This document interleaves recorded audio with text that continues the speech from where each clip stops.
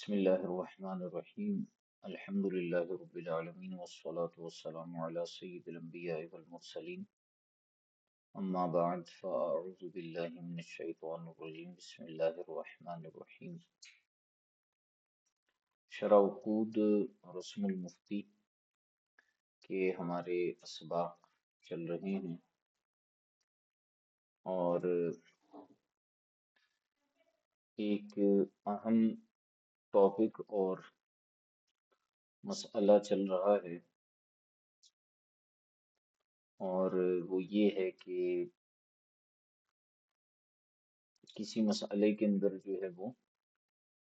امام سے دو اقوال اگر مروی ہوں تو اس کی وجوہات ہم نے کچھ پڑھی تھی،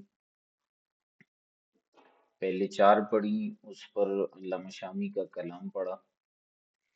پھر پانچویں چھٹی اور ساتویں وجہ ہم نے دیکھی۔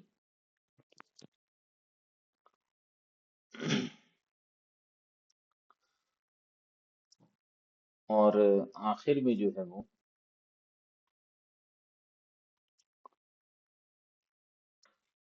یہ بات ہوئی تھی کہ مجتہد سے جو ہے وہ دو اقوال آ جائیں تو فقہا جو ہے وہ اس حوالے سے ایک قول تو یہ کہتے ہیں کہ قال ابو حنیفۃ کذا وفی روایت عنہ کذا، جب ایک دلیل کے جو ہے وہ دو محتمل وجہین ہوں تو ان میں سے جو ہے وہ اگر کسی کو ترجیح حاصل ہو تو جو ترجیح شدہ صورت ہوتی ہے اس کی نسبت امام کی طرف کریں گے،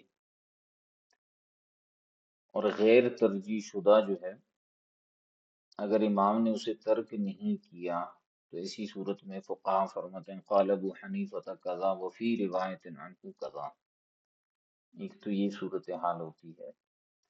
اور ایک صورتحال یہ ہوتی ہے کہ اگر ترجیح نہ دی ہو مجتہد نے کسی ایک کو تو وہ برابر شمار ہوتے ہیں، تو پھر فقہا اس حوالے سے جملہ کہتے ہیں وہ فی المسألۃ عنہ روایتان او قولان۔ پھر علامہ شامی رحمۃ اللہ تعالی علیہ نے اس حوالے سے بھی کلام فرمایا کہ بعض اصولیین نے یہ کہا ہے کہ دونوں کی نسبت نہیں کریں گے امام کی طرف، اگر ترجیح نہیں ہے اور دونوں اقوال برابر ہیں، دونوں دلائل برابر ہیں، تو بعض اصولیین نے کہا تھا کہ دونوں کی نسبت نہیں کریں گے، اور بعض اصولیین نے یہ بات کہی تھی کہ اعتقادی طور پر ایک کی نسبت جو ہے وہ ہم کریں گے۔ علامہ شامی نے فرمایا ایسا نہیں ہے، بلکہ ہم دونوں کی نسبت امام کی طرف کریں گے اور کہیں گے کہ وہ فی المسألۃ عنہ روایتان یا قولان۔ ٹھیک ہے، تو مختصراً یہ میں نے بات آپ کو بتائی کہ اگر امام سے جو ہے وہ دو اقوال ہوں امام کے نزدیک اور ایک راجح ہو تو نسبت کی یہ صورتحال ہوگی۔ تھوڑا سا اس میں جو ہے وہ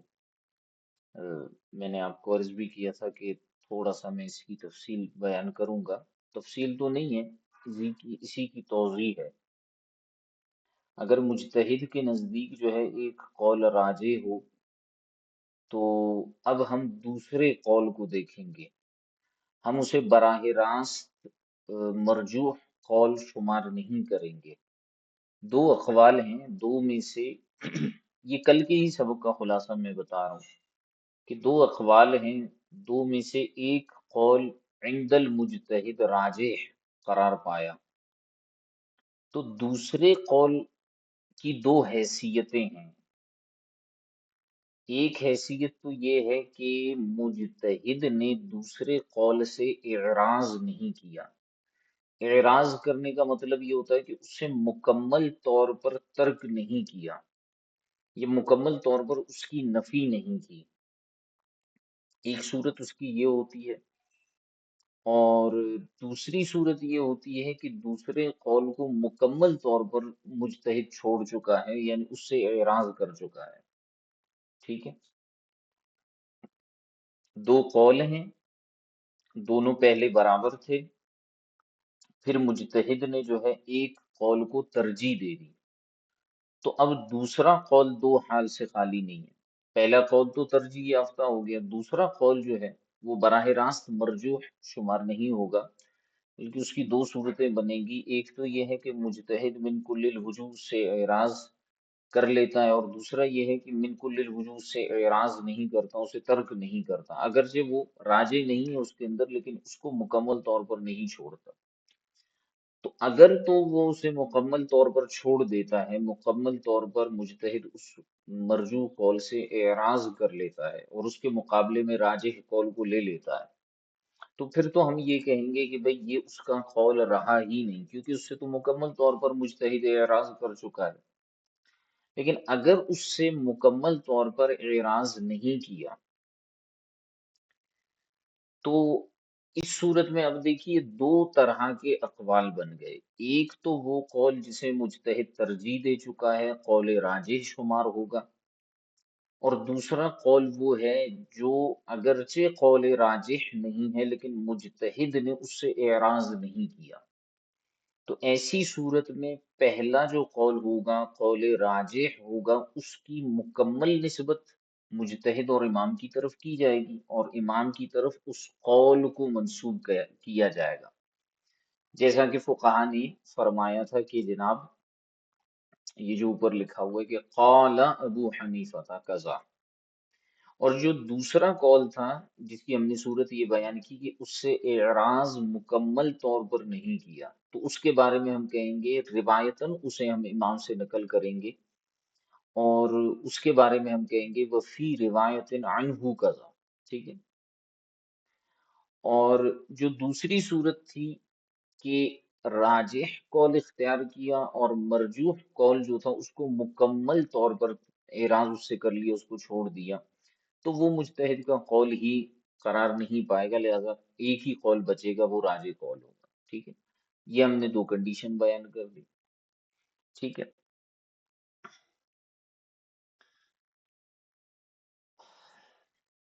اور جہاں تک بغیر ترجیح کی بات تھی کہ کسی قول کو ترجیح نہیں دی، تو وہاں پر فقہا یہ فرمائیں گے، علامہ شامی فرماتے ہیں کہ وہاں فقہا یہ کہیں گے کہ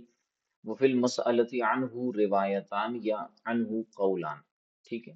کیونکہ دونوں میں سے کسی ایک کو ترجیح حاصل نہیں ہوئی ہے عند المجتہد، ٹھیک ہے۔ ہاں، یہ جو اوپر ایک اور بات ہم نے بیان کی کہ وہ قول جو مکمل طور پر ایک تو راجح قول تھا اور اس کے مقابلے میں مرجوح قول تھا، اس کی ہم نے ایک صورت یہ بیان کی تھی کہ جس کو مکمل طور پر مجتہد جس سے اعراض کر چکا ہو، تو اس کو ہم کہیں گے کہ وہ مجتہد کا قول تو باقی نہیں رہا، اور ہم اسے یوں کہہ سکتے ہیں کہ گویا کہ مجتہد اس قول سے رجوع کر چکا ہے، یعنی ایک حیثیت سے اس سے گویا کہ رجوع کر چکا ہے، لیکن پھر بھی وہ مسئلہ مختلف ہی رہ سکتا ہے، یعنی اس مسئلے میں ہم یہ کہہ سکتے ہیں کہ یہ مسئلہ جو ہے مختلف ہی ہے، کہ اس میں پہلے ایک قول تھا امام کا جس سے امام جو ہے مکمل طور پر اعراض کر چکا ہے، تو اختلاف کا ذکر جو ہے وہ باقی رہے گا، ٹھیک ہے۔ بہرحال آگے دیکھتے ہیں۔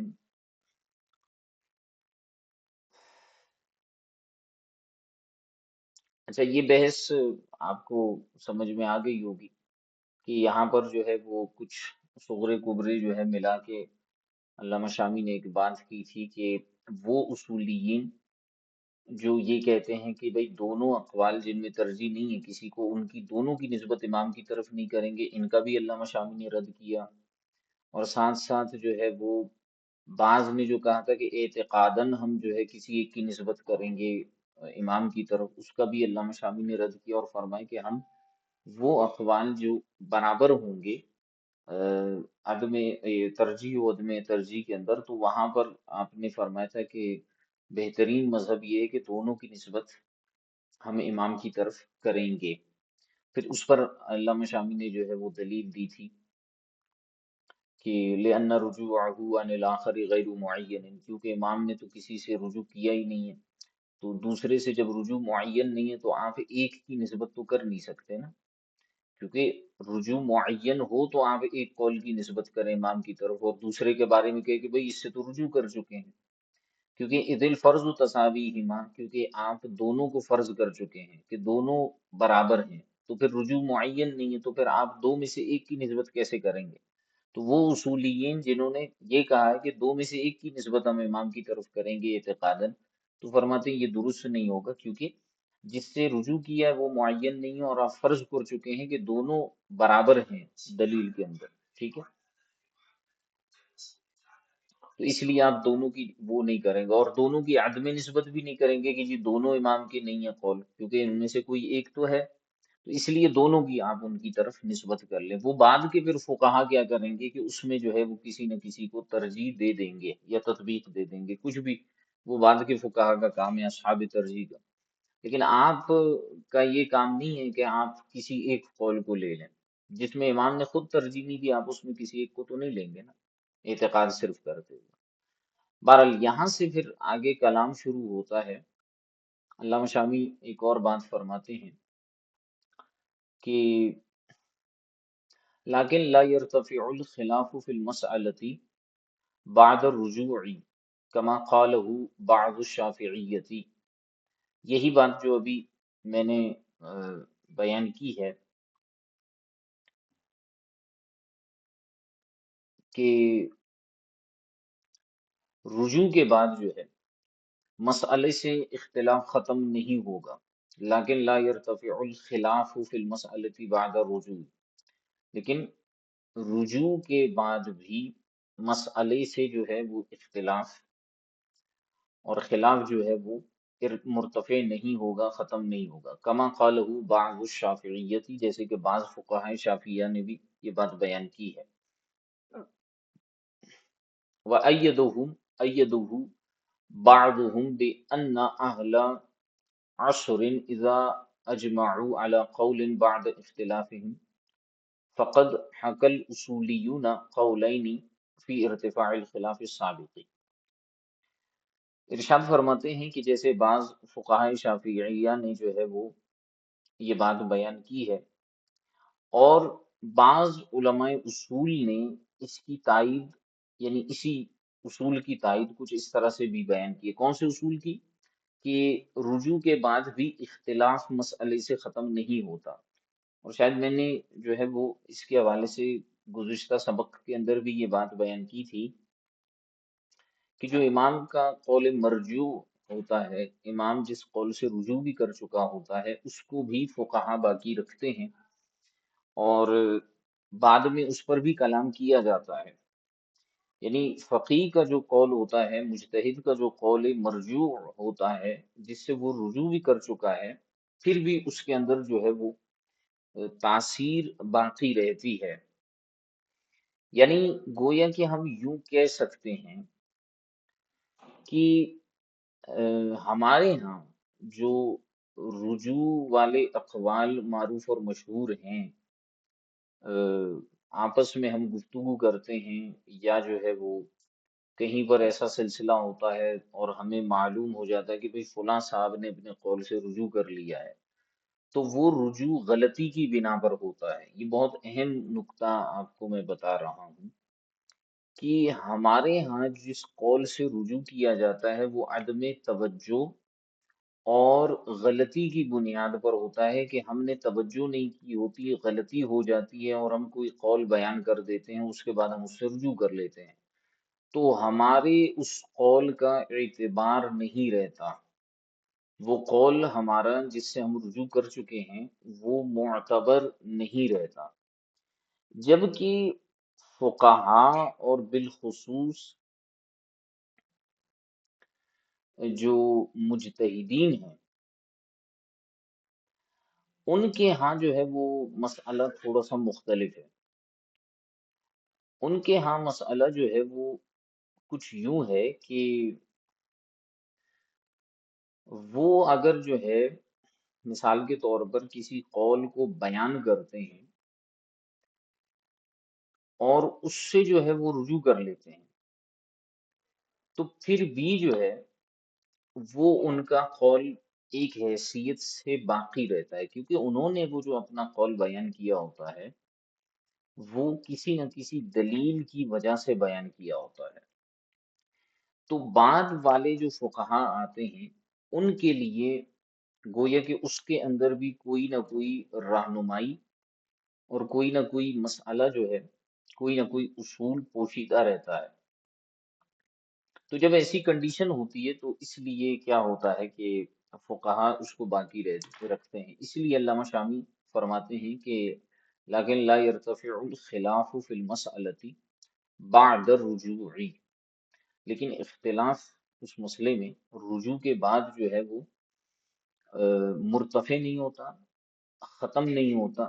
بلکہ جو ہے وہ کیا رہتا ہے، باقی رہتا ہے۔ کما قال قالہ بعض الشافعیہ، جیسے بعض اصحاب شافعیہ نے جو ہے وہ اس چیز کو بیان کیا ہے، ٹھیک ہے۔ وَأَيَّدَهُ بَعْضُهُمْ، اور بعض فقہا نے اسی اصول کی مزید تائید یوں بیان کی ہے کہ بِأَنَّ أَهْلَ عَشْرٍ، کہ جب کسی زمانے کے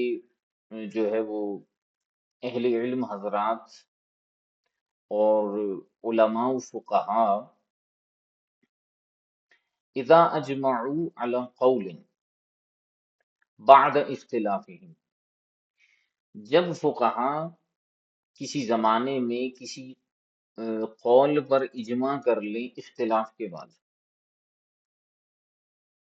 تو ہوگا یوں کہ فقط حقل اصولیون قولین،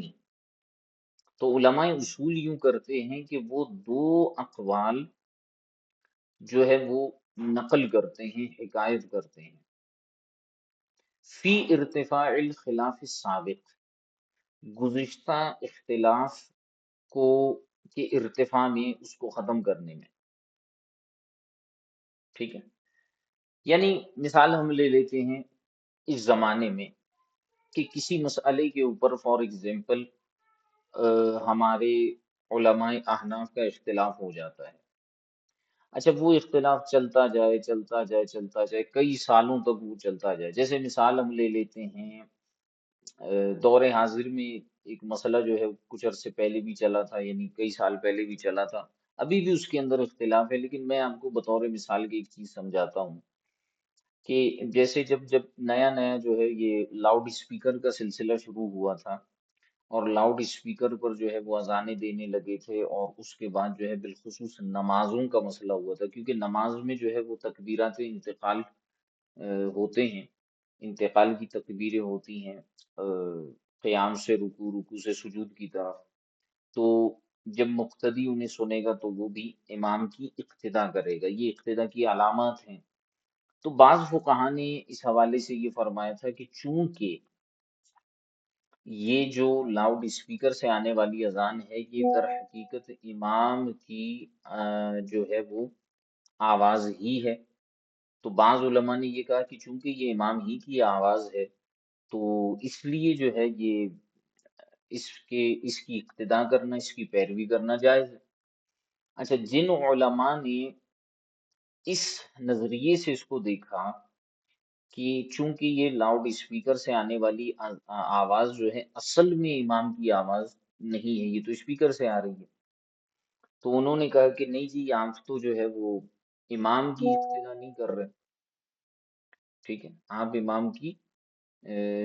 جو ہے وہ اقتدا نہیں کر رہے ہیں، آپ تو اسپیکر کی اقتدا کر رہے ہیں یا غیر کی آواز سن رہے ہیں، اس لیے جو ہے یہ اقتدا درست نہیں ہوگی، یہ ایک اختلاف ہے،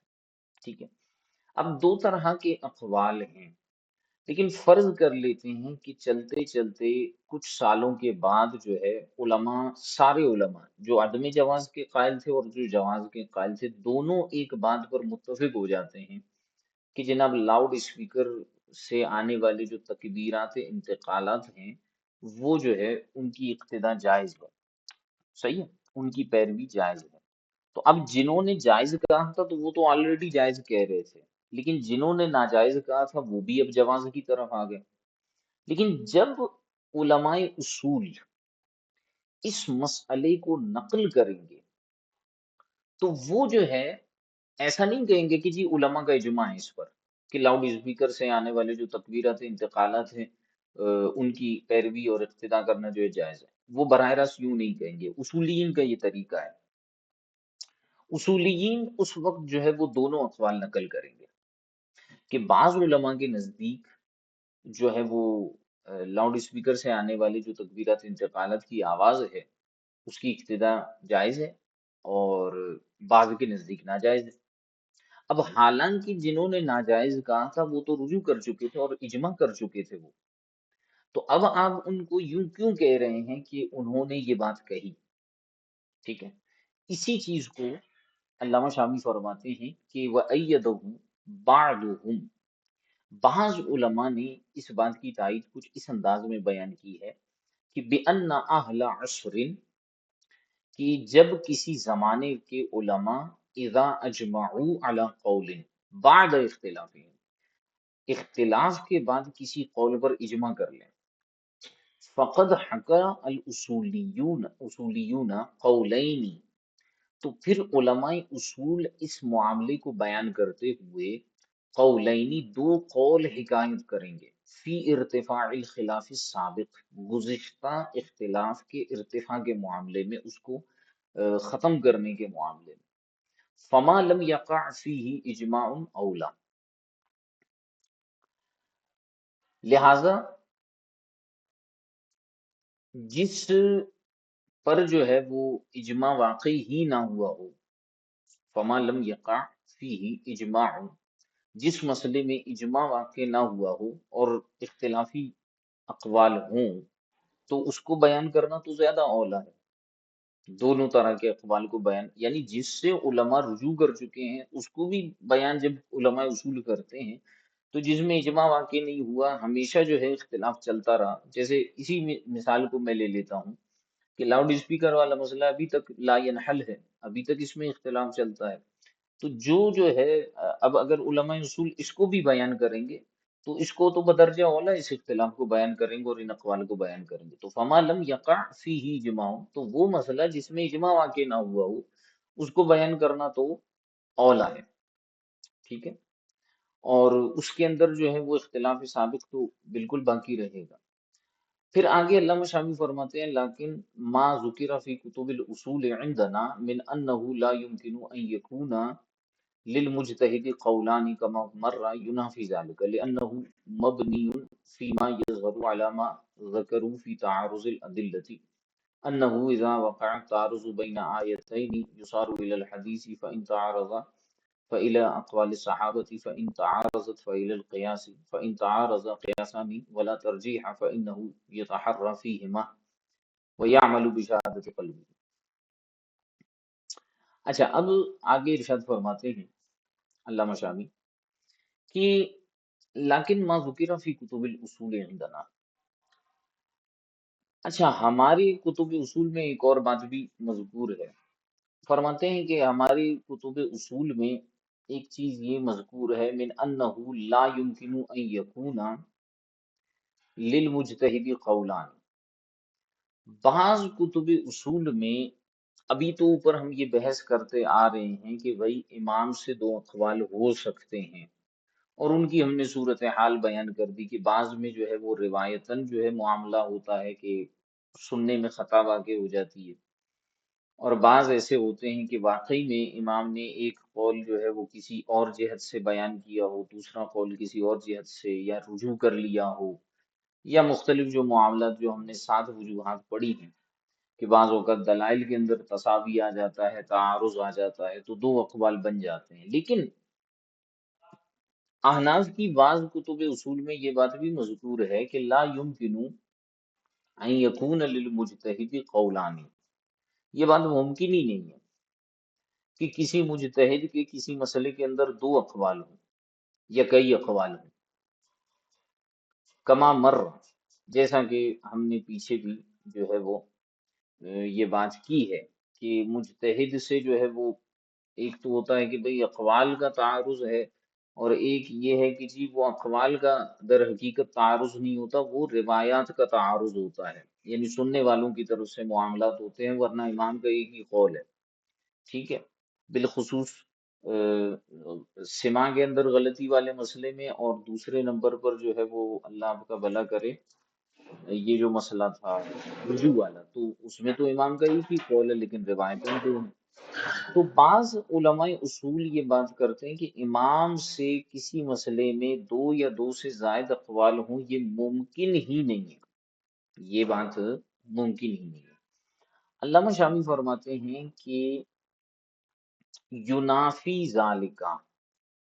یہ جو آپ کا جو قول ہے، آ، جو آپ فرما رہے ہیں کہ دو اقوال ہو ہی نہیں سکتے یا دو سے زائد اقوال ہو ہی نہیں سکتے، تو یہ جو ہے ہماری اس بحث کے منافی ہے۔ یعنی جو ہم نے بحث کی ہے دو اقوال کے ممکنہ صورتوں والی، یہ ہماری بحث اور مجتہدین کے جو علماء اصول کے جو اقوال ہیں اس حوالے سے کہ مجتہد کے دو یا دو سے زائد اقوال نہیں ہو سکتے، فرماتے ہیں یہ دونوں اقوال آپس میں منافی ہیں، ٹھیک ہے، یعنی آپس میں ایک دوسرے کی نفی کرتے ہیں۔ اگر آپ ہماری بحث کو دیکھیں گے تو آپ کو یوں لگے گا کہ واقعی میں مجتہد کے دو یا دو سے زائد اقوال ہو سکتے ہیں کسی مسئلے میں، اتنی لمبی چوڑی جو ہم نے بحث کی ہے اس سے تو یہی لگتا ہے کہ بھئی دو یا دو سے زائد اقوال ہو سکتے ہیں، لیکن اصولیین کی بات سنیں تو وہ کہتے ہیں کہ نہیں، ہو ہی نہیں سکتے، تو دونوں کے اندر منافات ہے۔ تو اس لیے فرماتے ہیں کہ وہی بعض کتب الاصولی لكن ما ذكر في كتب الأصول عندنا من أنه لا يمكن أن يكون للمجتهد قولان كما مر ينافي ذلك۔ جو بعض کتب اصول کے اندر یہ لکھا ہوا ہے کہ کسی مجتہد سے دو اقوال کا ہونا ممکن ہی نہیں ہے، تو یہ جو ہے ہماری اس بحث کے منافی ہے۔ ذالکہ کا مطلب جو ہماری مذکورہ بحث ہے اس کے منافی ہے۔ کیوں منافی ہے؟ یعنی دونوں میں تطبیق نہیں ہے۔ لأنه مبنی فيما يظهر على ما ذکروا یا ذکروا فی تعارض الادلہ، کیونکہ علامہ شامی فرماتے ہیں کہ یہ جو معاملہ ہے یہ اس چیز پر مبنی ہے کہ یعنی فی ما یظہر، ظاہری طور پر یہ اس چیز پر مبنی ہے کہ علی ما ذکروا فی تعارض الادلہ، کہ جو علماء نے تعارض ادلہ یعنی دلائل کے معارض آنے کی جو صورت ذکر فرمائی ہے، کہ جب دو دلائل معارض آ جاتے ہیں ان کے درمیان تعارض آ جاتا ہے، انہ اذا وقع التعارض بین آیتین، کہ جب اب علماء کیا فرما رہے ہیں، دیکھیے دلائل کے حوالے سے بات کر رہے ہیں نا، کیونکہ ہم نے یہاں پر پیچھے یہ بات کہی تھی کہ جو مجتہد ہوتا ہے اور امام ہوتا ہے اس کے اقوال میں اکثر جو آپ کو اختلاف نظر آئے گا نا، اختلاف اقوال، وہ تعارض ادلہ کے وقت نظر آئے گا جب اس کے نزدیک دو دلائل آئیں گی۔ جیسے کل کی بھی بحث ہم نے یہی کی تھی کہ جب وہ کسی مسئلے میں دیکھے گا کہ اس میں جواز کی یہ دلیل ہے اور عدم جواز کی کوئی اور دلیل ہے، تو اب در حقیقت مجتہد کا جو قول ہے اس کی بنیاد تو تعارض ادلہ کے اوپر ہے نا، جتنے زیادہ دلائل کا معارضہ ہوگا اتنے ہی زیادہ اس کے اقوال بنتے چلے جائیں گے۔ اسی لیے علامہ شامی نے فرمایا کہ لأنه مبنی فیما یظہر علی ما ذکروا فی تعارض الادلہ، کیونکہ اس چیز کی بنیاد جو بحث ہم نے چھیڑی ہے اس کی بنیاد جو ہے وہ ظاہری طور پر جو ہے اس چیز پر ہے جو فقہا نے تعارض ادلہ کے معاملے بیان کیا ہے، کہ انہو اذا وقع، اب یہاں سے ایک مثال اور ایک صورتحال بیان کر رہے ہیں کہ اذا وقع تعارض بین آیتین، کہ جب دو آیتوں میں ظاہری طور پر، کیونکہ آیات کے اندر حقیقی طور پر تو تعارض ہوتا نہیں ہے، تو ظاہری طور پر ہمیں تعارض نظر آتا ہے، تو اس لیے اگر دو آیتوں میں جو ہے بظاہر تعارض آ جائے تو یصار الی الحدیث، تو کیا کیا جاتا ہے، حدیث کی طرف رجوع کیا جائے گا۔ فَإِن تعارض، اور اگر جو ہے احادیث میں بھی تعارض ہو، فَإِلَى أَقْوَالِ الصَّحَابَةِ، تو پھر ہم اقوال صحابہ کو دیکھیں گے کہ بھئی کون سی والی حدیث لیں اور کس طرف جائیں۔ فَإِن تعارضت، اور اگر اقوال صحابہ میں بھی تعارض ہو جائے تو پھر فَإِلَى الْقِيَاسِ، تو قیاس کی طرف جائیں گے۔ فَإِن تعارض قیاسانی، اور اگر جو ہے دو قیاس آپس میں متعارض ہو جائیں کسی مسئلے میں، یعنی اوپر سے آپ لیتے جا رہے ہیں نا، کسی مسئلے میں آپ کے پاس دلیل ہے کتاب اللہ سے، دو آیتیں ہیں، ان میں بھی تعارض آ گیا،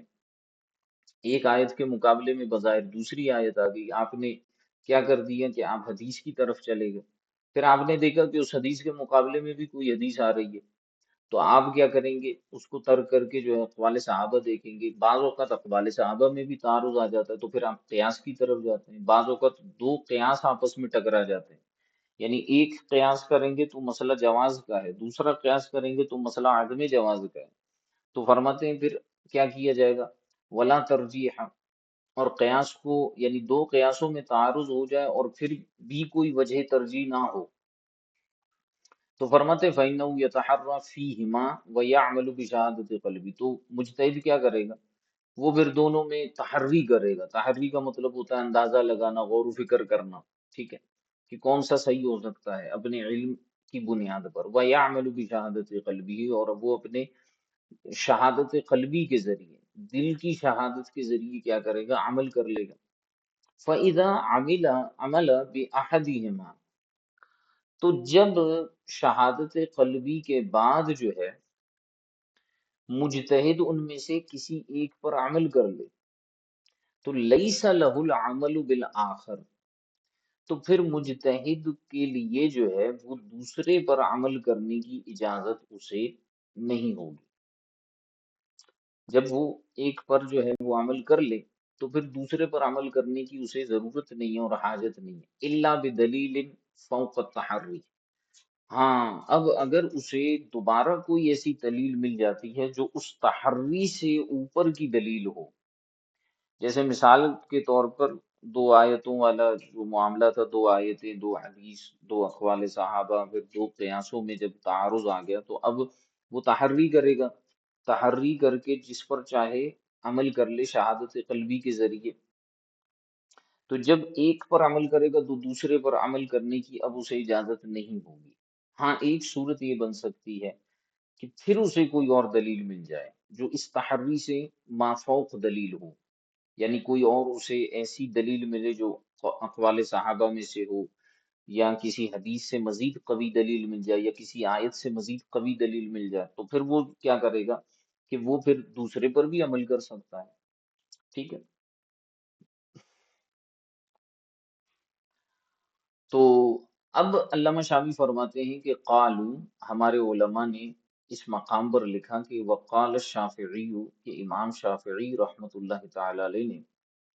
ارشاد فرمایا کہ یعمل بأیہما شاء من غیر تحر، اچھا اس مقام پر امام شافعی کا اصول یہ ہے اور طریقہ یہ ہے کہ آپ فرماتے ہیں کہ اگر دو قیاس آپس میں ٹکرا جائیں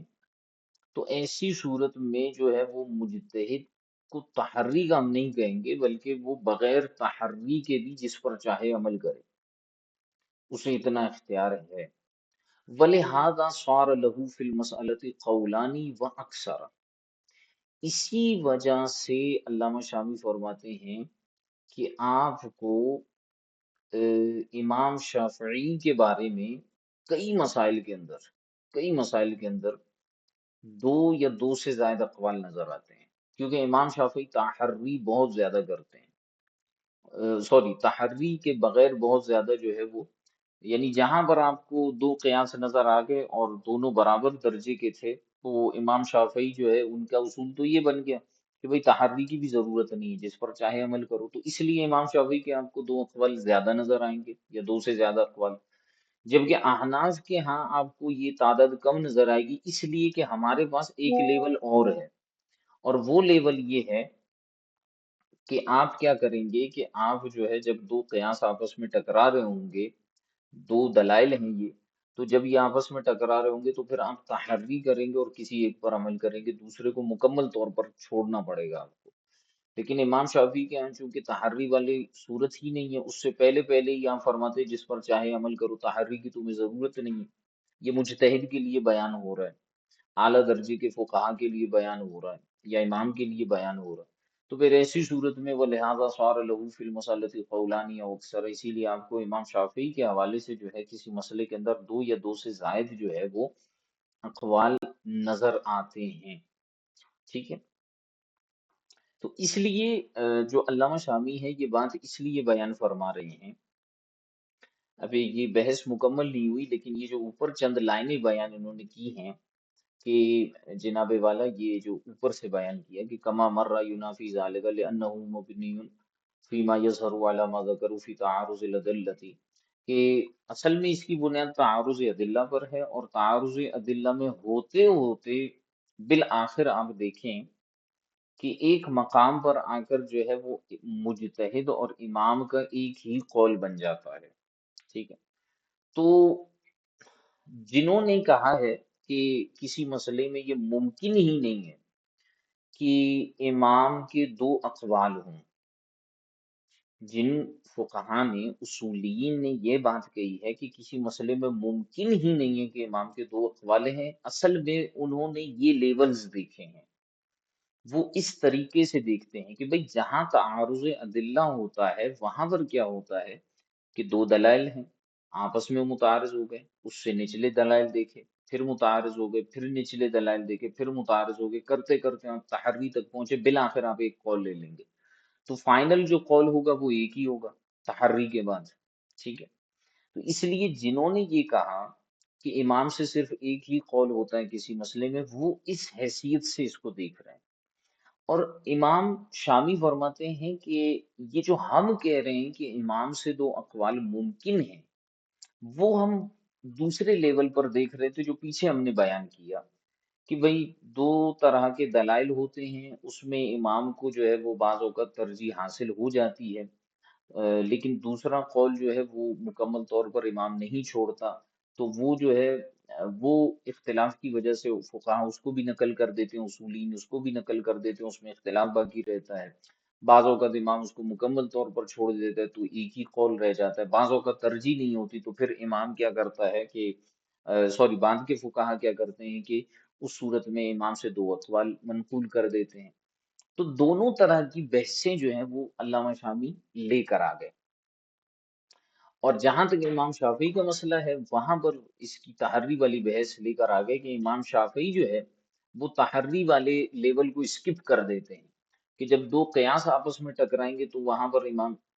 شافعی جو ہے وہ تحری کا حکم نہیں دیتے، وہ فرماتے ہیں کہ پھر جس پر مجتہد چاہے عمل کرے، تو ایسی صورت میں کیا ہوتا ہے کہ آپ کو شوافے کے ہاں کسی مسئلے میں جو ہے وہ امام شافعی سے دو یا دو سے زائد اقوال آپ کو زیادہ نظر آتے ہیں بمقابلہ احناف کے، کہ امام اعظم سے آپ کو بہت ہی چند مسائل کے اندر جو ہے ایسا نظر آئے گا کہ بھئی امام اعظم سے اس معاملے میں دو اقوال ہے، ورنہ عموماً ایک ہی قول نظر آتا ہے، کیونکہ امام اعظم جو ہے وہ تحری تک معاملے کو لے کر جاتے ہیں بمقابلہ امام شافعی کے۔ اچھا، یہاں تک تو یہ بات ہو گئی، اب آگے فرماتے ہیں وہ اما الروایتان، اور جہاں تک بات ہے دو روایات کی، عن اصحابنا فی مسئلۃ واحدۃ، جہاں تک آپ کو یہ نظر آتا ہے کہ کسی ایک مسئلے میں ہمارے اصحاب سے دو روایتیں، یہاں تک تو اقوال کی بات ہوئی، لیکن بعض مقامات پر آپ کو کسی مسئلے میں ہمارے اصحاب احناف سے دو روایتیں نظر آتی ہیں، فرماتے ہیں فَإِنَّمَا كَانَتَا فِي وَقْتَيْنِ فِي فَإِحْدَاهُمَا صَحِيحَةٌ دُونَ الْأُخْرَى لَكِنْ لَمْ تُعْرَفْ الْمُتَأَخَّرَةُ مِنْهُمَا،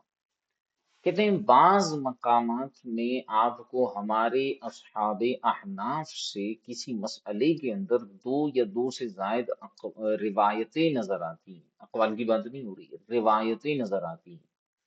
تو روایت اور اقوال کا فرق آپ کے ذہن میں رہے، یہاں روایت کی بات ہو رہی ہے، تو اگر وہ امام اعظم سے دو روایتیں آ جاتی ہیں کسی مسئلے میں، قول نہیں بلکہ روایتیں آتی ہیں، تو علامہ شامی فرماتے ہیں کہ اس کی وجہ کیا ہوتی ہے، اس کی وجہ یہ ہوتی ہے فَإِنَّمَا كَانَتَا فِي وَقْتَيْنِ، ہوتا یوں ہے کہ یہ دو طرح کی روایتیں دو الگ الگ اوقات میں لی گئی ہوتی ہیں، فَإِحْدَاهُمَا صَحِيحَةٌ دُونَ الْأُخْرَى، ان دو روایتوں میں سے ایک صحیح ہوتی ہے، دوسری غیر صحیح ہوتی ہے،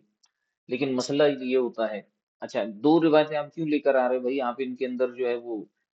وہ تقدم اور تاخر والا معاملہ کر لیں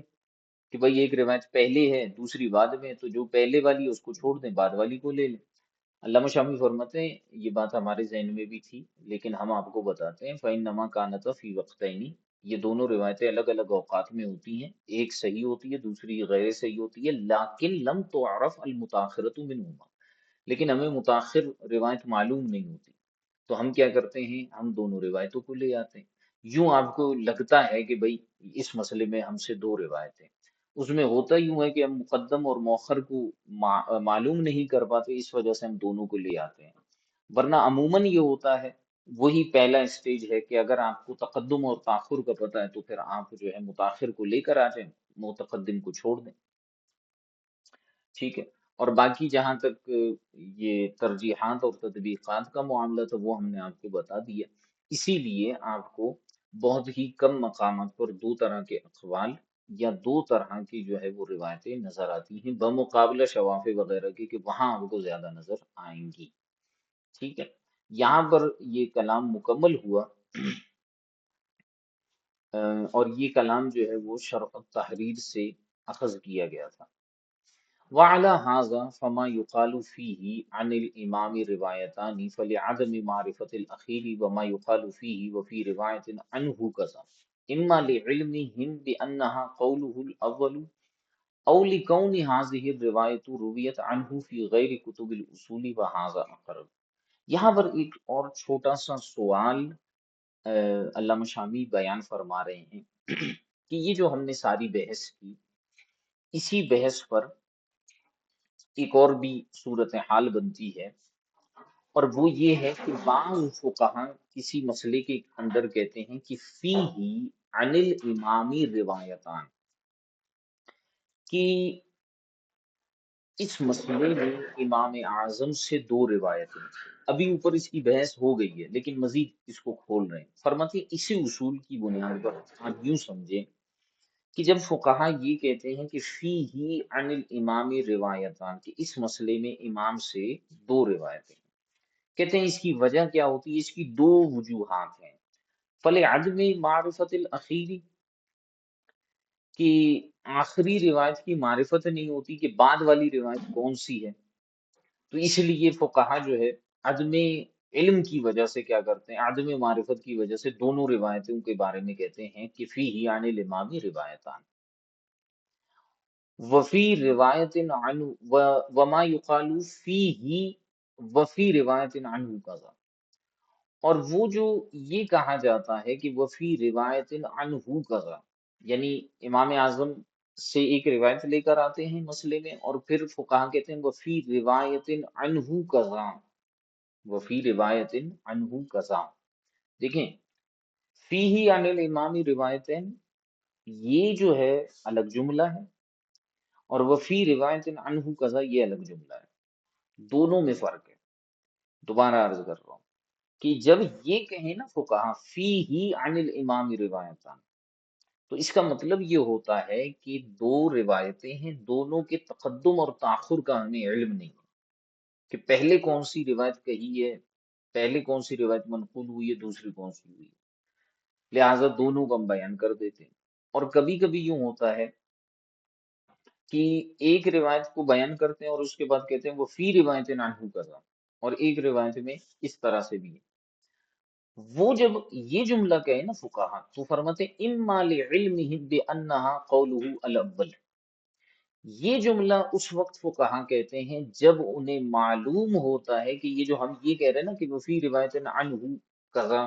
ہاں، تو ایسی صورت میں جو ہے فقہا کو علم ہوتا ہے کہ یہ والی جو بات ہے یہ قول اول تھا، لیکن اس سے پہلے جو ہم نے بات بیان کی ہے وہی حتمی اور آخری قول تھا، لیکن ہم نے قول اول کو بھی ویسے ہی بیان کر دیا۔ ایک وجہ اس کی یہ ہوتی ہے او لکونی حاضہ الروایت رویت عنہ فی غیر کتب الاصول، یا پھر بعض اوقات فقہا اس وجہ سے بھی یہ جملہ کہتے ہیں کہ پہلا جو ہم نے مسئلہ بیان کیا، پہلی جو صورت بیان کی وہ کتب اصول میں مروی تھی اور وہی حتمی ہے، اور وفی روایت عنہ قضا کہہ کر فقہا یہ کہتے ہیں کہ بھئی یہ روایت بھی ہے، لیکن یہ روایت کتب اصول میں نہیں ہے، ظاہر الروایہ میں نہیں ہے، بلکہ یہ کتب نوادر یا نوازل وغیرہ کے اندر ہے۔ علامہ شامی فرماتے ہیں وہذا اقرب، یہ والی تعویل اس کے اندر کرنا اور اس کا یہ معنی لینا زیادہ بہتر ہے۔ لہٰذا جب فقہا یہ کہیں، خلاصتاً بتا رہا ہوں کہ جب فقہا یہ کہیں کہ فی ہی عن الامام روایتان، کہ امام سے اس معاملے میں دو روایت ہیں، تو اس کا مطلب ہے کہ فقہا کو عدم معرفت ہے اس حوالے سے کہ پہلی روایت کون سی ہے اور دوسری کون سی ہے، تو ایک ساتھ کہا روایتان۔ لیکن جب یہ کہیں وفی روایت عنہ قضا، تو ایک قول کے مطابق تو یوں ہے، ایک تعویل اس کی یہ بنتی ہے کہ انہیں یہ پتا ہے کہ بھئی پہلی روایت جو ہے یہ والی ہے، اور اس سے پہلے جو ہم نے بیان کیا ہے وہی حتمی اور آخری روایت تھی امام اعظم کی۔ یا پھر ایک وجہ یہ ہے کہ پہلی جو روایت ہم نے بیان کی ہے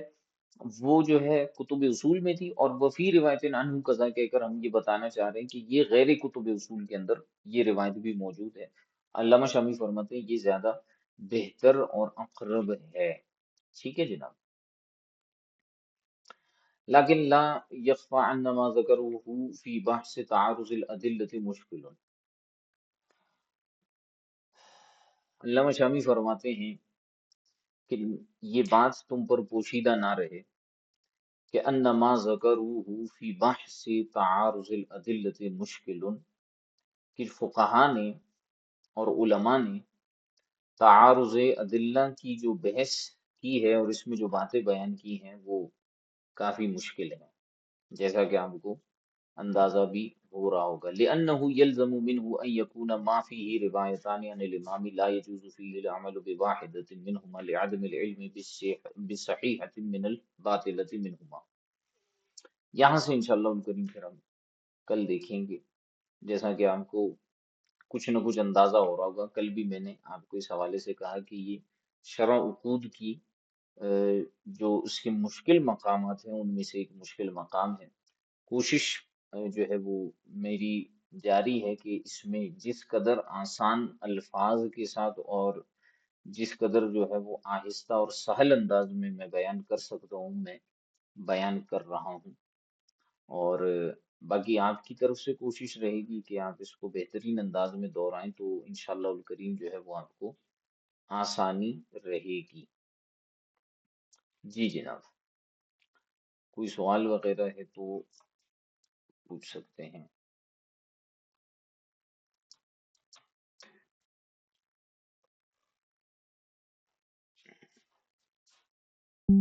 جی کوئی سوال ہے؟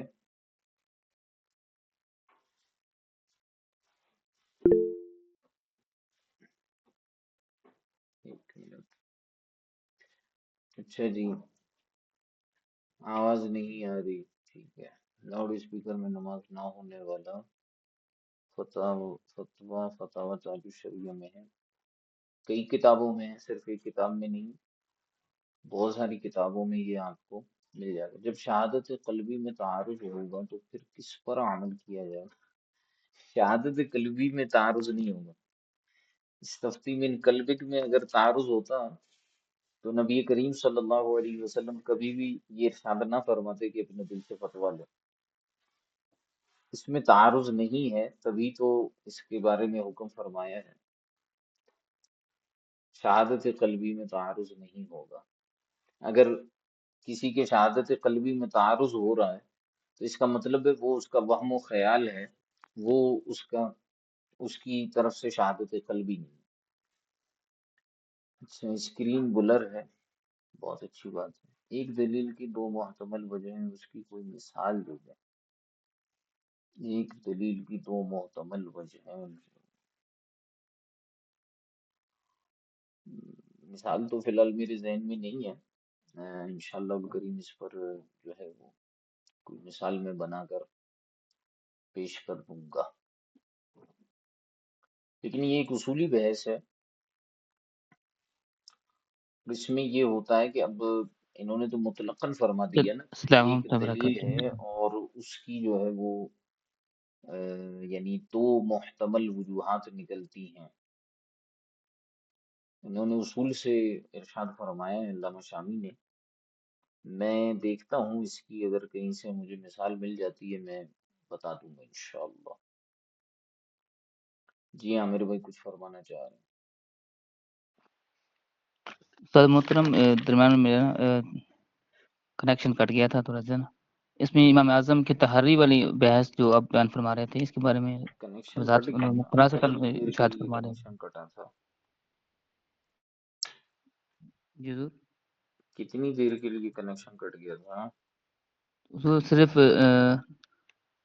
ہم امام شافی کا کال پڑھ رہے تھے، امام شافی کے بارے میں کیا فرماتے ہیں، اس لیکن کے میرے کو بعد پھر کنیکشن کٹ آواز گیا۔ نہیں آئی؟ جی جی، نہیں وہ میں خود کٹ گیا، وہ اچانک نا ہاتھ لگی میرا اس پہ۔ اچھا جی صحیح، یہ آپ دیکھ لیجئے گا، اس میں ریکارڈنگ میں عرض کر دوں گا انشاءاللہ، وہ ریکارڈنگ میں آپ دیکھ لیجئے گا، تفصیلاً آپ کو سمجھ میں آئے گا۔ امام اعظم رحمۃ اللہ تعالی علیہ یا کسی بھی مجتہد کو اگر جو ہے وہ تعارض ادلہ پیش آ جائے، جیسے مثال کے طور پر انہوں نے فرمایا کہ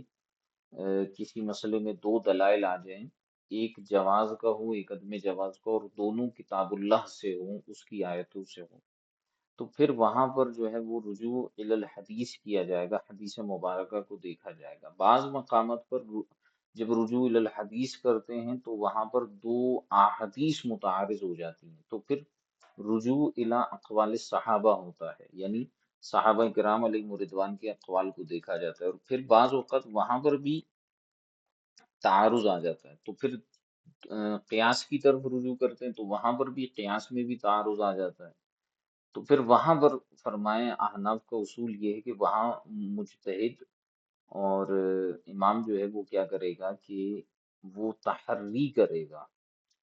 تحری کرنے کے بعد جو ہے وہ جو مسئلہ اس کے سامنے آئے گا شہادت قلبی کے ذریعے وہ اس پر عمل کرے گا، اور دوسرا اب اس کے لیے قابل عمل نہیں رہے گا۔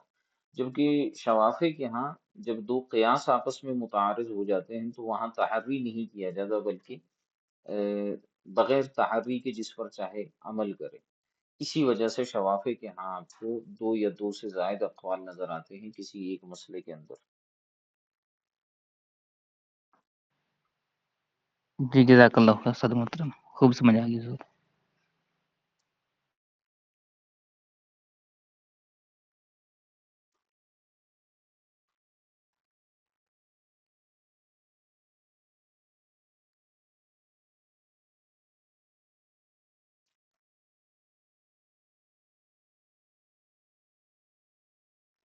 جی ایک دلیل کے دو،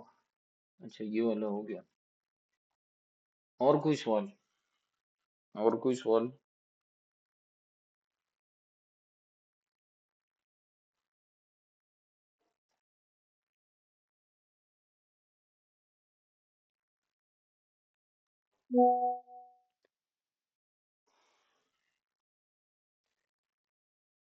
کتاب اللہ میں تعارض ہے، فرضی مثال دے رہے آپ نے میرے جملے نہیں سنے، کتاب اللہ میں بظاہر تعارض ہوتا ہے اگرچہ حقیقتاً تعارض نہیں ہوتا، یہ فرضی مثال نہیں ہے، کتاب میں لکھا ہوا ہے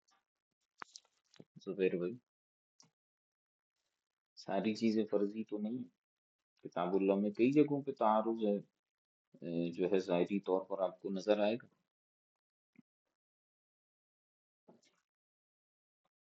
اس میں کوئی عجیب بات نہیں ہے، ہوتا ہے اس طرح۔ پھر اس کے اپنے اصول ہے، بعض اوقات جو ہے ناسخ و منسوخ کا معاملہ ہوتا ہے، بعض اوقات جو ہے مطلق و مقید کا معاملہ ہوتا ہے، بعض اوقات تو بالکل ہی فرق ہوتا ہے کہ وہ مسئلہ کسی اور چیز سے متعلق ہوتا ہے، دوسرا مسئلہ کسی اور چیز سے متعلق ہوتا ہے، بظاہر ایک طرح نظر آتا ہے، اور بعض اوقات یہ ساری وجوہات نہیں ہوتی، نہ ناسخ و منسوخ کا، نہ مطلق مقید کا، اور نہ ہی مسئلہ مختلف ہونے کا، سیم مسئلہ ہوتا ہے لیکن تعارض نظر آ رہا ہوتا ہے، تو وہاں پر بھی جو ہے وہ فقہا جو ہے پھر کیا کرتے ہیں، رجوع الی الحدیث کرتے ہیں،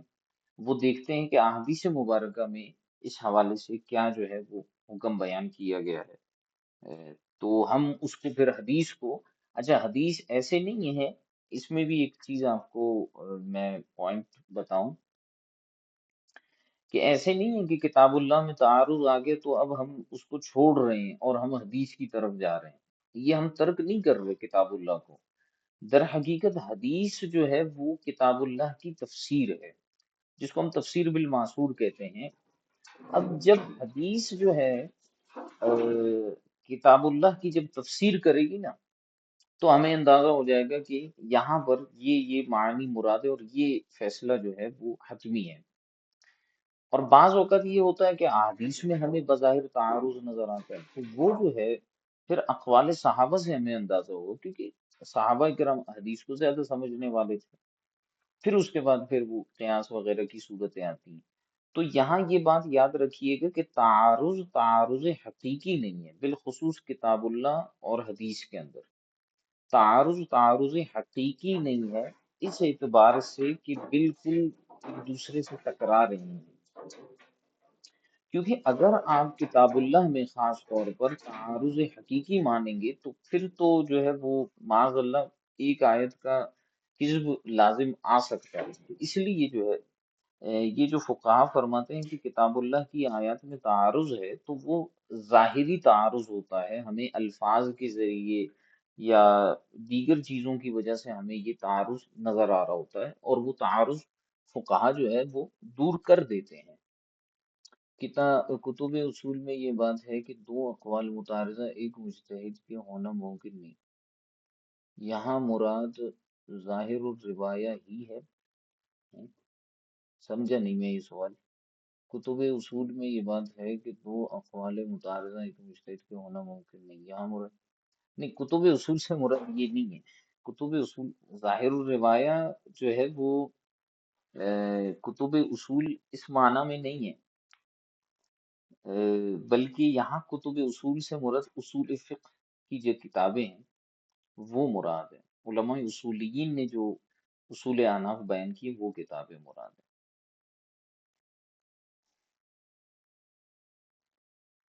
کیونکہ کتب اصول جو ہے وہ